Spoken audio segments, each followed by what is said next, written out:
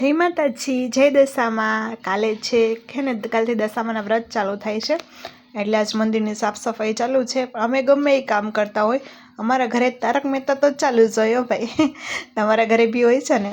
અને આપણે જોઈ કે મંદિરની સફાઈ ક્યાં પહોંચી ને છે ને જો અહીંયા લગી મંદિરની તૈયારી બધી ચાલુ થઈ છે।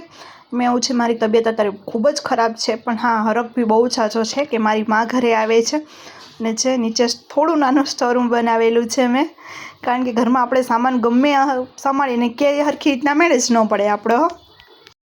હું તો નાહી ધોઈને તૈયાર થઈ ગઈ છું, પણ આજ મંદિર સાફ કરવું છે ને પહેલાં આપણે દશામાને લેવા જઈશું, કારણ કે એના વગર આ બધી સફાઈનો કાંઈ મતલબ નથી। ચલો હવે આગળ તમને દેખાડું કે જામનગરમાં ખાસ કરીને દશામાના વ્રતની બારે ગામમાં કેવી તૈયારીઓ ચાલે છે।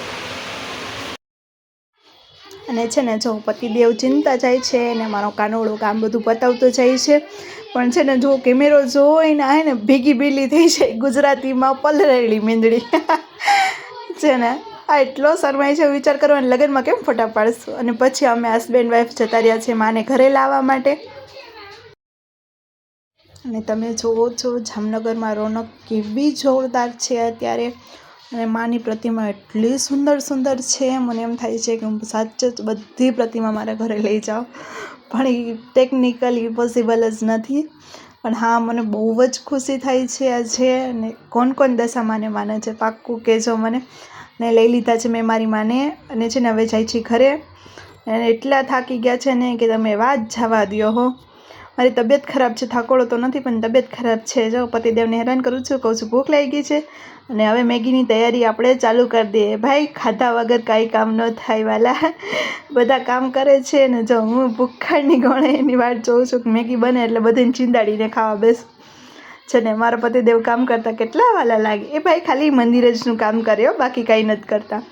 ને જો મારી રૂડી રૂપાળી મેગી, અને મેગી ખાઈને અમે હે ને ગયા હતા હોમ થિયેટર લેવા માટે, કારણ કે તારે છે મારી પાસે પણ ખરાબ થઈ ગયું છે, અને ધૂમ ધડાકા વગર માની આરતી થવી પોસિબલ જ નથી। ઢોલ તો નથી અમે અત્યારે અવેલેબલ કરી શકતા, પણ છે ને આનું પાક્કું કામ કરી શકીએ છીએ। અને જોવો છો ને મારા છોકરા કેટલા વાયડા છે, તમે આ ખોલવા માટે તો લોહી પી ગયા છે અમારું। જો આવી રીતના ધધડાટી બોલાવે છે રહ્યા। ને તમને થોડાક ટાઈમ પહેલાં એવું લાગતું હતું ને કે આ છોકરો કેવો ડાયો છે, જોવાની હરકત મને એમ કહે છે કે ઢોલનું અનબોક્સિંગ કરીએ આપણે હે ને। આ માર ખાધા વગર સીધો ન હાલે, પાગલ છોકરો। અને આપણામાં ગમે ત્યાં ગમે તેવી નવી વસ્તુ આવે એટલે ચાંદલો કરવો તો બને, એનું સ્વાગત કરવું પડે ને કે સરખી રીતના ટાઈમ આપીને ઘરમાં હાલજો, તમારી સારી કિંમત આપી છે અમે। અને પછી તો જાઓ ખાવા બેસી ગયા। આજે બનાવ્યું હતું પાલક પનીરનું મસ્ત મસ્ત શાક। મારી તબિયત તો ખરાબ હતી, પણ મને ખુશી બહુ ઝાઝી હતી, કારણ કે માતાજીની પ્રતિમા ઘરે આવી ગઈ છે। અને પછી બીજા દિવસ સવારે 4 વાગ્યાથી હું સ્ટાર્ટ ઉઠી ગઈ છે ને, ખુશી મારા મનથી જાતી નથી ભાઈ। અને છે ને જો મારા પતિદેવે માતાજીને બેસાડી દીધા છે। કેવા લાગ્યા મારા નાનકડા માતાજીની મૂર્તિ, તો મને પાક્કું કહેજો। અને આવું કંઈક અમે શણગાર કર્યું હતું, શણગાર ગમે એવું કરી, પણ ખાલી એક માનું જો આવી રીતના મુખ જોઈને એટલે એવું લાગે ઓહો કાંઈક જ સ્પેશિયલ ને ખાસ છે।